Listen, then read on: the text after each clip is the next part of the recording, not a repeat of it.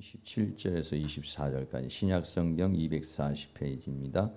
성경 가지신 분은 찾으셔서 보시고요. 잘못 찾으시는 분은 화면을 보시고 함께 이 시간 함께 봉독하도록 하겠습니다. 유대인이라 칭하는 내가 율법을 의지하며 하나님을 자랑하며 율법의 교훈을 받아 하나님의 뜻을 알고 지극히 선한 것을 좋게 여기며 내가 율법에 있는 지식과 진리의 규모를 가진 자로서 소경의 길을 인도하는 자요 어두움에 있는 자의 빛이요 어리석은 자의 훈도요 어린아이의 선생이라고 스스로 믿으니 그러면 다른 사람을 가르치는 내가 내 자신을 가르치지 아니하느냐? 도적질 말라 반포하는 내가 도적질하느냐? 간음하지 말라 말하는 내가 간음하느냐? 우상을 가증히 여기는 내가 신사 물건을 도적질하느냐? 율법을 자랑하는 내가 율법을 범함으로 하나님을 욕되게 하느냐? 기록된 바와 같이 하나님의 이름이 너희로 인하여 이방인 중에서 모독을 받는도다. 아멘. 주님의 은혜가 이 시간 여러분에게 함께하기를 주의 이름으로 축원합니다. 우리 옆에 있는 분 만나서 반갑습니다. 은혜의 시간이 되시기를 바랍니다.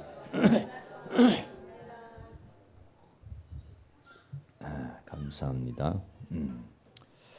오늘 말씀의 제목은 아는 자, 믿는 자, 사는 자라고 하는 이런 주제로 하나님의 말씀을 함께 나누는데요. 오늘 맥주감사주일입니다마는 로마서 2장을 중심으로 하나님의 말씀을 대언토록 이렇게 하겠습니다.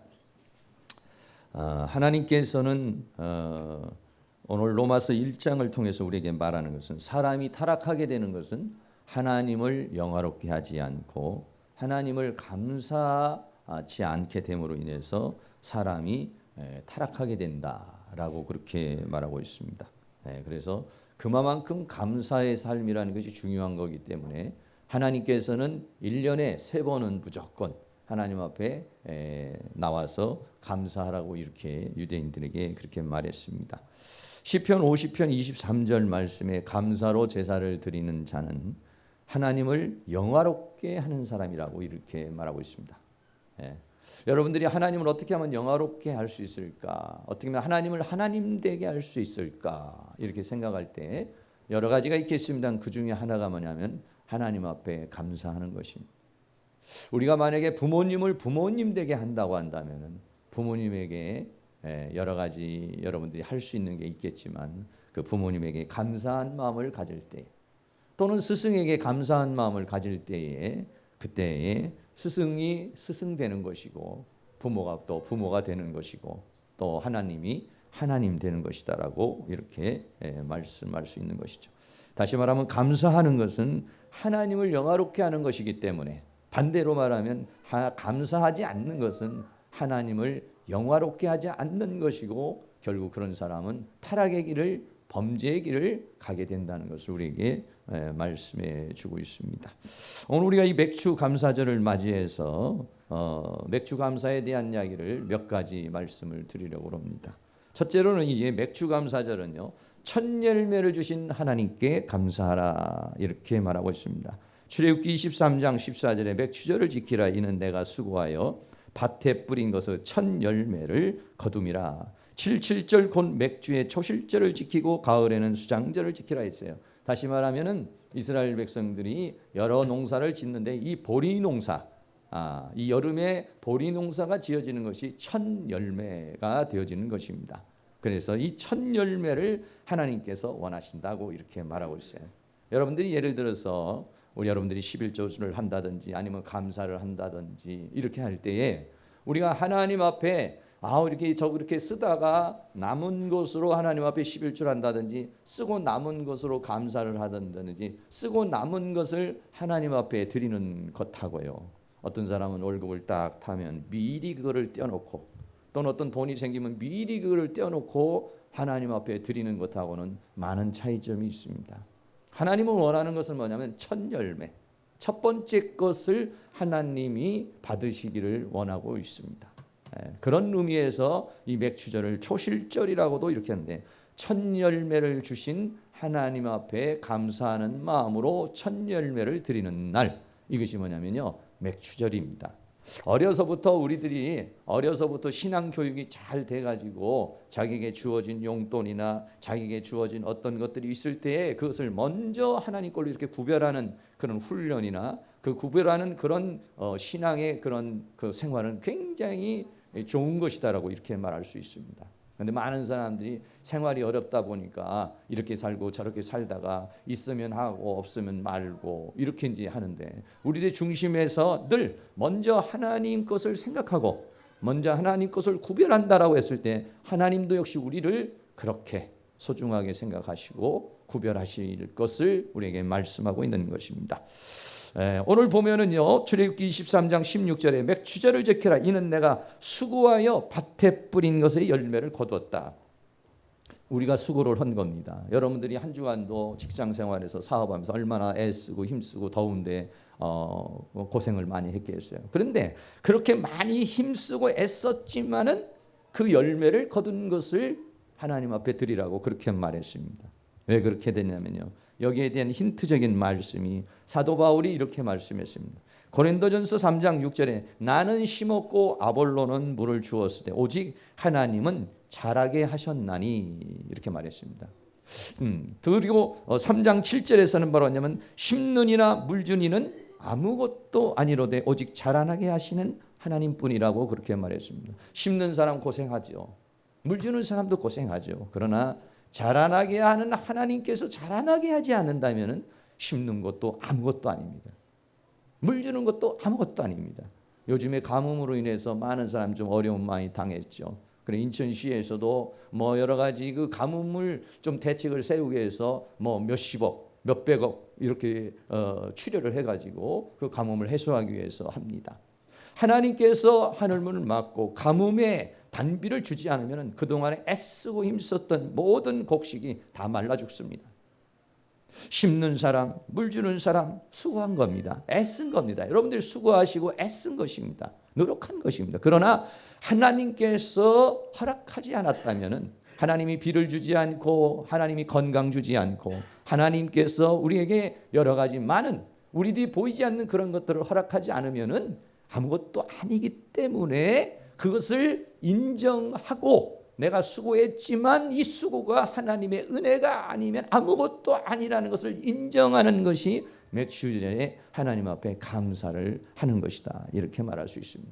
그래서요, 이 맥추절은 7일 동안을 지키도록 그렇게 했습니다. 신명기 16장 15절에는 내 하나님 여호와께서 택하신 곳에 너는 7일 동안 내 하나님 여호와 앞에 절기를 지키라고 그랬어요. 다시 말하면 오늘 우리가 맥추절을 지켰으면 일주일 동안을 한번 생각해 보는 겁니다. 아니면 그 전에 생각하는 겁니다. 아, 정말 내가 한 해 동안 또는 반년 동안 어떻게 살아왔나, 그동안 내가 어떻게 살아왔나, 하나님이 나를 어떻게 인도했나. 참 어려운 일도 있고 힘든 일도 있었지만 그때마다 하나님께서 이렇게 도와주셨지. 난 정말 내가 감사하는 마음을 가지고 사나, 원망하는 마음을 가지고 사나. 하나님뿐만 아니라 내 가족에게, 내 아내에게, 내 남편에게, 내 자녀에게, 또 이웃에게 난 고마운 마음, 감사한 마음을 가지고 사는지, 아니면은 짜증나는 마음, 원망스러운 마음으로 사는지, 이거를 살펴보는 기간이 뭐냐? 맥추감사절이라고 이렇게 말할 수 있는 것입니다. 세 번째는 신명기 16장 15절에 내 하나님 여호와께서 택하신 곳에서 너는 7일 동안 내 하나님 여호와 앞에서 절기를 지키고 내 하나님 여호와께서 내게 내 모든 물산과 내 손을 댄 모든 일에 복 주실 것을 인하여 너는 온전히 즐거워라 했습니다. 하나님께서 지금까지 해주신 것에 대해서 그 첫 열매를 맺은 것에 대해서 감사할 뿐만 아니라 하나님께서 내년에도, 하나님께서 앞으로도 더 많은 것으로, 나에게 필요한 것으로 주실 것을 믿고 하나님 앞에 감사하라, 이렇게 말했습니다. 사랑하는 모든 성도님들이 지금까지는 어떻게 살아왔든지 간에 여러분들이 앞으로 나아가서는 더 하나님께서 더 좋은 것으로, 풍성한 것으로 맺어줄 것을, 우리에게 주실 것을 믿고 감사할 수 있는 시간이 될 수 있기를 바랍니다. 그리고 네 번째는 힘대로 하나님 앞에 드리라고 하십니다. 너희 중 모든 남자는 1년 3차 곧 무교절과 77절과 초막절에 내 하나님 여호와의 택하신 곳에 여호와께 보이되 공수로 여호와께 보내지 말아야 됩니다. 공수로 하지는 말아야 됩니다. 아무것도 가지고 있는 것을 드리지 않는 것으로 감사하지는 말아라. 각 사람이 내 하나님 여호와의 주신 복을 따라 그 힘대로, 어떤 사람은 많이 주신 분은 많이 드릴 수가 있겠고, 형편이 좋은 사람은 형편이 좋은 대로, 형편이 나쁜 사람은 나쁜 대로 드리지만 공수로는 안 된다는 거예요. 힘대로. 힘대로 하나님께서 우리가 힘대로 하는지 힘대로 안 하는지 잘 알고 계십니다. 힘대로 드리면 하나님께서도 힘대로 우리에게 축복하실 줄로 믿습니다. 간단하게 다시 정리한다면 그렇습니다. 맥주감사절을 지키는 법은 첫 번째는 첫 열매를 주신 하나님의 감사하는 마음입니다. 7일 동안 우리는 그 감사에 대한 생각을 하는 주간이 되는 것이고요. 복 주신 것과 또한 복 주실 것에 대한 감사로 힘대로 하나님 앞에 드립니다. 혹시 여러분들이 이런 법칙에 따라서 오늘 맥주감사절을 안 했을지라도 여러분들이 이 말씀을 생각하고 여러분들이 이렇게 하나님께서 우리에게 말씀하신, 우리 성경 신앙이라는 것은 뭐냐면 내가 하고 싶은 대로 하는 건 신앙이 아닙니다. 그건 신념입니다. 신앙은 뭐냐면은 하나님이 정하신 대로 하는 게 신앙입니다. 하나님이 정하신 그 법칙에 따라서 여러분들이 하나님 앞에 맥주 감사를 드림으로 감사가 넘치고 더 많은 축복이 넘치는 그런 역사가 있기를 주의 이름으로 축원합니다. 오늘 본문에 있는 말씀을 우리가 함께 나누는 그런 시간을 갖도록 하겠습니다. 첫 번째로는요, 오늘 제목과 같이 아는 자, 믿는 자, 사는 자라는 것입니다. 어떤 사람은 신앙생활하는 사람이 아는 것이 많은데 믿지 않고 살지 않는 사람이 있습니다. 어떤 사람은 아는 것도 많고 믿는 것은 많은데 살지 않는 사람이 있습니다. 어떤 사람은 알기도 많이 알고 믿기도 많이 믿고 살기도 사는 사람이 있습니다. 여러분들은 어떻습니까? 오늘 본문 로마서 2장은 거기에 대해서 말하고 있습니다. 로마서 2장 17절에서도 유대인이라 친하는 내가 율법을 의지하여 하나님을 자랑하며 율법의 교훈을 받아 하나님의 뜻을 알고 지극히 선한 것을 좋게 여기며, 그렇게 말했습니다. 다시 말하면 이 사람들은 유대인이라고 칭함을 받는, 믿는 사람이라고 칭함을 받는 사람입니다. 율법을 의지하고 성경을 귀하게 생각하는 사람들입니다. 또 이 사람들은 하나님을 자랑하는 사람입니다. 하나님이 천지를 창조하신 분이요, 하나님이 만물을 주관하시는 분이, 이렇게 자랑하는 사람입니다. 하나님의 뜻이 무엇인지도 어느 정도 알고 있는 사람입니다. 또 선이 무엇인지도 알고 있는 사람입니다. 근데 이 사람들은 알기는 하지만은 살지는 않는 사람이었습니다. 두 번째로 말하는 사람은 믿는 자들입니다. 로마서 2장 19절에 내가 율법에 있는 지식과 진리의 규모를 가진 자로서 소경의 길을 인도하는 자, 율법에 있는 자의 빛이요 어둠에 있는 자의 빛이요 어리석은 자의 훈도요 어린아이의 선생이라고 스스로 믿으니 라고 그렇게 말했습니다. 다시 말하면 이 사람은 율법의 규모를 가진 자, 율법의 규모를 가졌다는 것은 신앙의 모든 형태를 가지고 있는 사람이라고 하는 그런 의미를 가지고 말합니다. 그리고 이 사람들은 자기는 눈이 밝아서 잘 길을 가는 사람이요, 안 믿는 사람이나 약한 사람은 소경이라고 생각하고 그 사람을 인도하는 자라고 자기는 그렇게 생각하고, 어둠에 있는 사람을 빛으로 인도하는 그런 사람이라고 스스로가 자기 자신을 그렇게 믿고 있는 사람입니다. 그리고 어리석은 사람, 하나님을 모르고 하나님의 뜻을 따라 살지 못하는 사람들을 가르치는 자예요. 또 그런 어린아이들의 선생이라고 이 사람들은 스스로 믿는 것입니다. 근데 이 사람도 공통적으로 뭐냐면 알기도 하고 믿기도 하지만은 오늘 로마서 2장에 있는 이 유대인들은 살지는 않는 사람이다. 세 번째, 알고 있고 믿고 가르치면서는 살지는 않는다. 로마서 2장 21절에 그러면 다른 사람을 가르치는 내가 내 자신을 가르치지 않느냐? 도둑질 말라고 반포하는 내가 도둑질하느냐? 간음하지 말라고 말하는 내가 간음하느냐? 우상을 가진 여기는 내가 신사물건을 도적질하느냐? 이렇게 했어요. 다시 말하면 이 사람들은 다른 사람은 가르칩니다. 이렇게 해야 됩니다. 저렇게 해야 됩니다. 성경이 이렇게 말했습니다. 그렇고 자기 자신은 합리화시킵니다. 난 마음으로 다 하고 있어. 난 생각으로 다 하고 있어. 도둑질하지 말라고 그러면서 이상한 술법을 써서 다른 사람 걸 훔쳐내는 사람들입니다. 또 이 사람들은 간음하지 말라고 말하면서 성적인 범죄를 저지르는 사람들입니다. 우상은 가증한 것이라고 말하면서 이 사람은 하나님 외에 어떤 것들을 섬기는 사람들입니다. 율법을 자랑하고 성경을 자랑하면서도 하나님의 말씀을 범하는 사람들이다. 오늘 성경이 우리에게 그렇게 말씀하고 있는 것입니다. 다시 말하면 이 사람들은 알고 있는 사람이고 또 믿고 있는 사람이에요. 그리고 이 사람들은 가르치는 사람들이에요. 그런데 이 사람들은 뭐가 문제냐? 살지는 않는다라고 그렇게 말씀하고 있는 것입니다.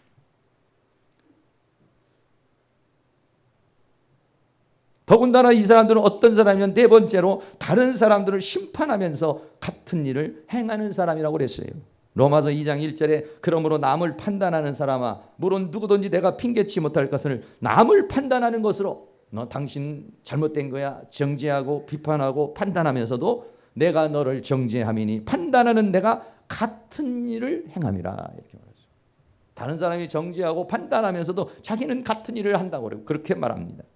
2절에서는 이런 일을 행하는 자를 판단하고도 같은 일을 행하는 사람아 내가 하나님의 판단을 피할 줄로 생각하느냐라고 그렇게 말하고 있습니다.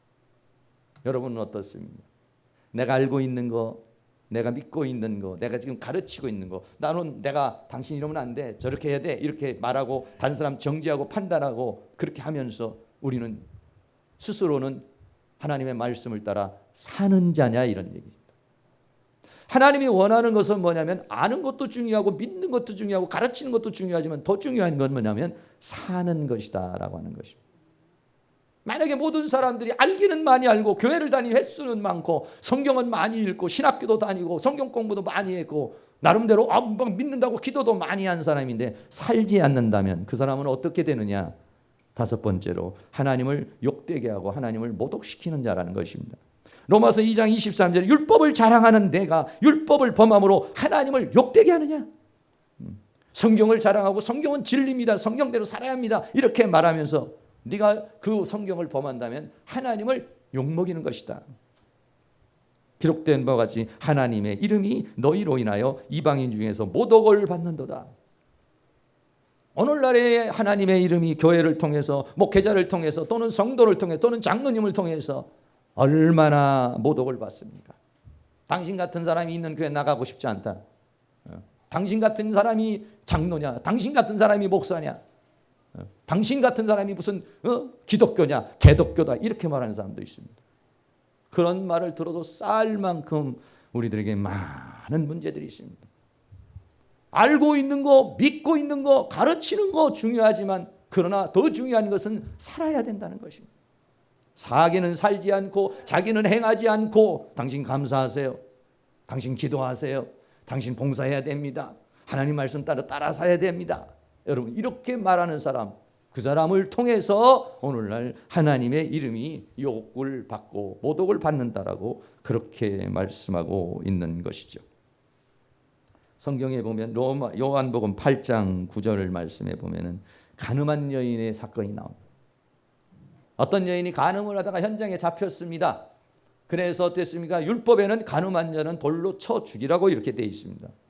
그래서 바리새인들 서기관들이 이 여인을 데리고 와가지고 그렇게 예수님 앞에 나와서 그렇게 말합니다. 이 여인이 간음을 했는데 이 여인을 어떻게 하면 좋겠습니까? 했습니다. 예수님께서 이렇게 말한 것입니다. 여기 있는 사람 중에서 죄 없는 사람이 돌로 쳐라 그렇게 말했습니다. 그리고서 요한복음 8장 9절 오늘 본문에 뭐라고 말하냐? 저희가 이 말씀을 듣고 죄 없는 자가 돌로 쳐라 라고 하는 이 말을 듣고 양심의 가책을 받았다고 했습니다. 바리새인들 서기관들 겉으로 볼 때는 죄가 없습니다. 겉으로 볼 때는 악이 없습니다. 겉으로 볼 때는 간음한 거 들키지 않았습니다. 깨끗한 사람이고 정결한 사람같이 보인 사람들입니다. 그런데 양심의 가책을 받았다. 죄 없다면 너도 그런 죄를 짓지 않았다면 그렇다면 돌멩이를 던져 보라고 그랬어요. 근데 얼마나 충격적입니까? 어른으로 시작하여 젊은이까지 그랬습니다. 어른들은 나이도 많고 그래서 또 범죄할 가능성도 있을 수 있겠습니다만 어른들 많이 세월 살면서 잘못하고 문제가 있고 죄도 있을 수 있겠습니다. 어른들이 한 명씩 한 명씩 양심의 가책을 왜냐? 하나님은 양심을 뚫어보는 분이시기 때문에 빛이시기 때문에 감출 수 없는 하나님의 권위 앞에 예수님의 권위 앞에서 양심의 가책을 받아서 어른들이 한 명씩 한 명씩 돌멩이를 놓고 가기 시작했습니다. 그런데요 젊은이까지 그렇게 말했습니다. 나이가 어린 사람들까지도 돌멩이를 놓고 그 현장을 떠나갔다라고 그랬습니다. 저는 이것을 말할 때 드러난 죄인과 감추인 죄인이라고 이렇게 제목을 붙이는 것입니다. 여인은 드러났습니다. 들켰습니다. 자기 행위, 자기의 죄가 들켰습니다. 그러나 여기 있는 바리새인과 서기관들은 죄 없다면 돌멩이로 쳐라 그랬는데 이 사람들은 법에 걸리지 않았지만 양심 속에 너도 죄인이잖아, 너도 이런 죄를 졌잖아 라고 하는 그 양심의 가책의 소리를 듣고 그 현장을 떠나갔다라고 그렇게 말하고 있습니다. 이것이 예수님 당시에 있는 사람들이고 오늘 로마서 2장에서 그렇게 고발하는 것입니다. 가늠한 여인이나 돌멩이를 들고 의기양양 저런 여자가는 죽여야 돼 라고 말하는 너는 어떠냐? 너는 그러면 하나님의 말씀을 알고 믿고 가르치고 살고 있느냐? 행하고 있느냐? 네가 행하고 있다면 돌멩이 쳐라 라고 했을 때 돌멩이를 던지지 못하고 간 것입니다.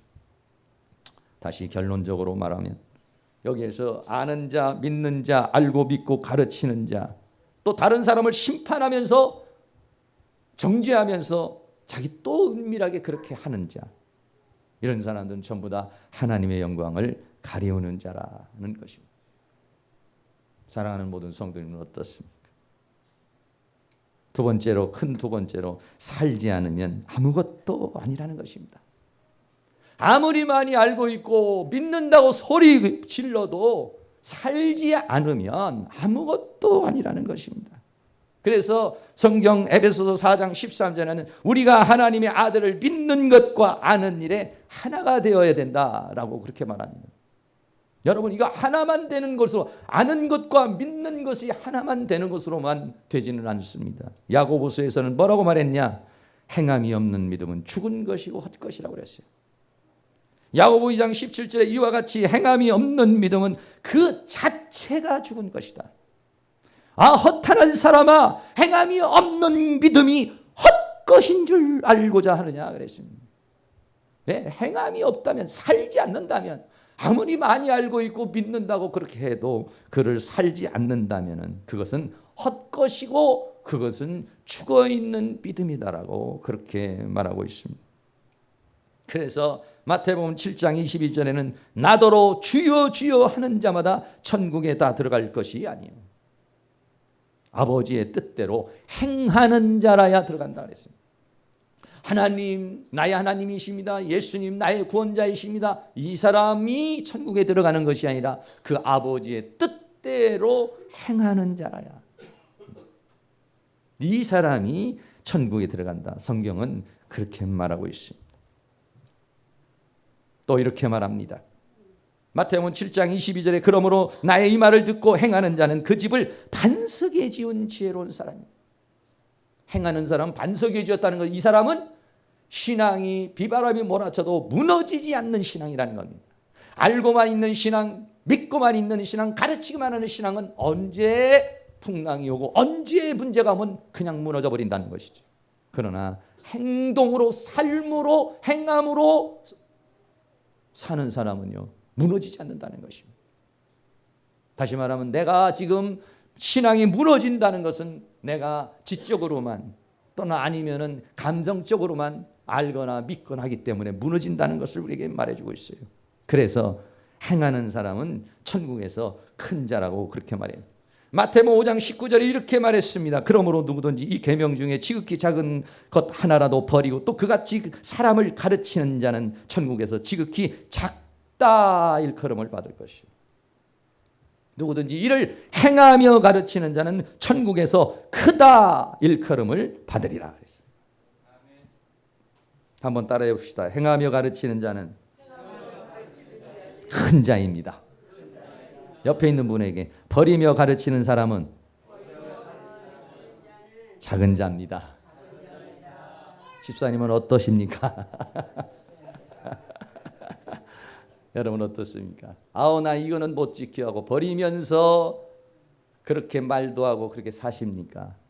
아니면은 행함으로 다른 사람에게 가르치는 사람입니까? 목회자가 되고 지도자가 된다는 것은 쉬운 건 아닙니다. 왜냐? 자기가 행할 수 있어야 되거든. 자기는 행동으로 하지도 않고, 자기는 기도도 하지 않고, 자기는 감사하지도 않고, 자기는 헌신도 안 하면서 다른 사람에게 그렇게 해야 됩니다. 저렇게 해야 됩니다. 이거는 다른 사람에게 감동을 주지도 못하고 리더자로서 자격을 갖추지 못했다고 이렇게 말할 수 있는 것입니다. 저희가 우리 사역자들은 새벽 한 3시 반이면 일어납니다. 제가 깨웁니다. 다. 아니면 이제 일어난 사람들이 전부 다 메시지를 보냅니다. 카톡방에서 일어났습니다. 출석 체크합니다. 띵동띵동. 여러분, 제가 만약에 그렇게 하면서 나는 자면서 일어났습니까? 예, 일어났으면 성경 보세요. 일어났으면 기도하세요. 제가 만약에 저는 자면서 그렇게 한다고 한다면 누가 그 말을 따르겠습니까? 내가 그렇게 할 수 있는 사람이 되고 난 다음에 그렇게 말할 수 있는 것이, 그럴 때 거기에는 권위가 있습니다. 공감을 느낄 수가 있습니다. 그러나 자기는 그렇게 하나도 안 하면서 다른 사람에게 그거를 강요한다 그러면은, 물론 그렇다고 해서 제가 여기서 리더자라든지 목회자가 어떻게 자기가 다 지키는 것만 얘기할 수가 있겠습니까? 못 지키는 것도 하나님의 말씀이기 때문에 증거할 수는 있어요. 그러나 그 부분에 있어서는 작은 것입니다. 그러나 내가 그 말씀을 내가 행하고 그렇게 설교한 사람은 큰 사람이요.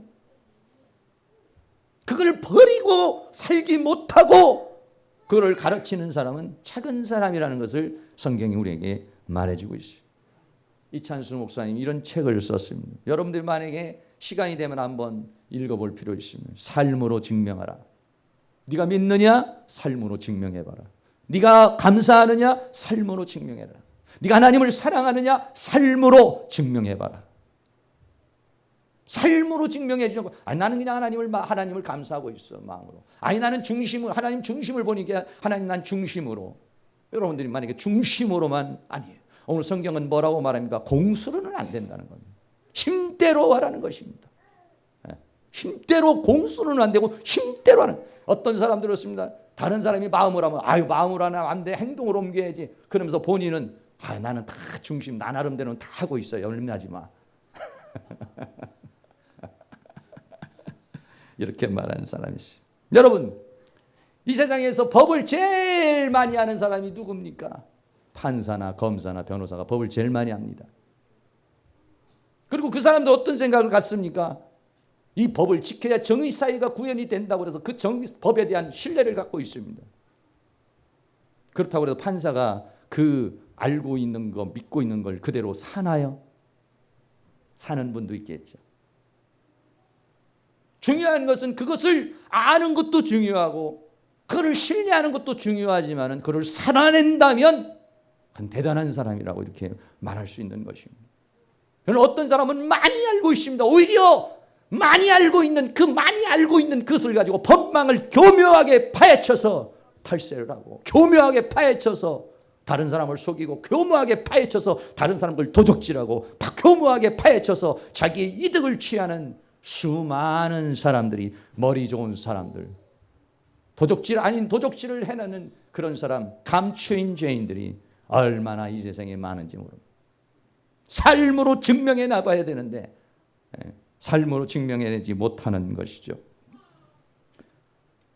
성경 그래서 요한계시록 1장 3절에 예언의 말씀을 읽는 자와 듣는 자와 그 가운데 기록한 것을 지키는 자는 복이 있다. 그러나 마지막 계시록 22장 7절에는 보라 내가 속히 오리니 이 책의 예언의 말씀을 지키는 자가 복이 있다 그랬습니다. 읽는 자도 복이 있고 듣는 자도 복이 있지만 더 중요한 것은 지키는 자, 사는 자, 행동으로 옮길 수 있는 자. 이 사람은 참 복이 있는데 마음은 굴뚝 같고 생각은 굴뚝 같은데 환경이나 상황이 안 돼서 못하시는 분들도 여러분 좀 힘드시겠죠. 하루속히 여러분들이 하나님 내가 아는 것과 믿는 것과 사는 것이 하나가 되게 하여 주시옵소서. 네, 이런 그런 은혜가 우리 모든 한국교회 저를 비롯해서 우리 모두가 정말 이렇게 말을 한 그것을 살아내는 사람이 있다면 하나님이 욕을 먹고 기독교가 욕을 먹는 것이 아니라 우리를 통해서 살아계신 하나님을 보게 될 줄로 믿습니다. 살아내지 않으면 아무것도 아니라는 것입니다. 아는 것, 믿는 것 하나가 되어 행함이 없는 믿음은 죽은 것이고 주여 주여 하는 자보다도 행하는 자가 중요한 것이다. 행하는 자는 반석에 지은 집이요 행하는 사람은 천국에서 큰 자요. 읽는 자도 좋고 듣는 자도 좋지만은 지키는 사람이 복이 있다 그랬습니다. 크게 세 번째로 말씀드립니다. 그러면 살지 않는 것이냐 살지 못하는 것이냐? 살지 않는 것입니까? 살지 못하는 것입니까? 여러분, 하나님의 말씀을 살지 않는 겁니까? 살지 못하는 겁니까? 어떻게 보면 둘 다입니다. 둘 다지만은 그러나 근본적인 건 뭐냐? 살지 못하는 것입니다. 여러분, 살고자 하는 마음 다 가지고 계세요. 착하게 살고 싶고 말씀대로 살고 싶고 기도 많이 하고 싶고 봉사 많이 하고 싶고 헌신 많이 하고 싶고 돈 많이 벌어서 교회에다가 많이 갖다 주고 또 구제도 하고 봉사도 하고 선교도 하고 싶은 마음은 다 있어요. 딱 한 분만 없고 여러분, 그런 마음 다 가지고 계시죠. 특별히 남자분들 얘기하면 목사님 사업 잘 되면 마음껏 도와줄 테니까 염려하지 마세요.